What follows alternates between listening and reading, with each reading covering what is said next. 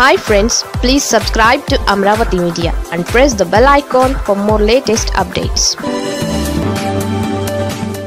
దసరా పండగకి పెన్షన్లు లేనట్లేనా? అయోమయంలో అక్టోబర్ పింఛన్లు. ఏపీలో సచివాలయ ఉద్యోగులు తమ పెండింగ్ డిమాండ్లపై ప్రభుత్వానికి పలుమార్లు విన్నవించుకున్నా ఫలితం లేకపోవడంతో నిరసనలకు పిలుపునిచ్చారు. ఈ మేరకు 15 రోజుల ముందే ప్రభుత్వానికి నోటీసు ఇచ్చారు. అనంతరం సచివాలయ శాఖ మంత్రికి తాజాగా మరోసారి అధికారులకు రిమైండర్ నోటీసులు కూడా ఇచ్చారు. వీటిపై ఎలాంటి స్పందన లేకపోవడంతో రాష్ట్ర వ్యాప్తంగా నిరసనలు ప్రారంభించారు. దీని ప్రభావం అక్టోబర్ 1న పెన్షన్ల పంపిణీపై పడేలా ఉంది.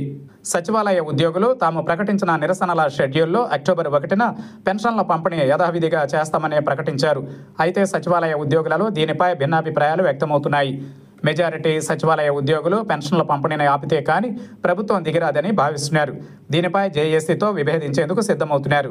అలాగే సచివాలయ ఉద్యోగ సంఘాలలో జేఏసీ మినహా ఇతర సంఘాలు కూడా ఇదే వాణి వినిపిస్తున్నాయి.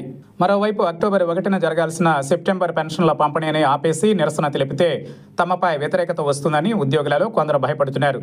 ప్రభుత్వంపై నిరసనలకు వెళితే క్షేత్రస్థాయిలో తమపై వ్యతిరేకత వచ్చే ప్రమాదం ఉందని, కాబట్టి పెన్షన్ల పంపిణీ వరకు పట్టు సడలించాలని కోరుతున్నారు. ఇంకొందరు మాత్రం అసలు పెన్షన్ల పంపిణీ మాత్రం ఆపొద్దని కోరుతున్నారు. దీంతో పెన్షన్ల పంపిణీ విషయంలో సచివాలయ ఉద్యోగులు, ఉద్యోగ సంఘాలలో భిన్నాభిప్రాయం వ్యక్తమవుతోంది. ప్రభుత్వం గతంలో వాలంటీర్లు పంపిణీ చేసే పెన్షన్లను సచివాలయ ఉద్యోగులకు అప్పగించింది. దీంతో పెన్షన్ల సొమ్ము దుర్వినియోగం, అక్రమాలకు అడ్డుకట్టపడుతుందని చెప్పింది. కానీ ఇప్పుడు సచివాలయ ఉద్యోగులు సైతం నిరసన పేరుతో పెన్షన్లు చెల్లించకుండా ఆపితే ఆ ప్రభావం ఖచ్చితంగా ప్రభుత్వం పైన పడనుంది. అప్పుడు ప్రభుత్వం ఎలాంటి ప్రత్యామ్నాయాలకు వెళుతుందన్న దానిపై ఉత్కంఠ నెలకొంది.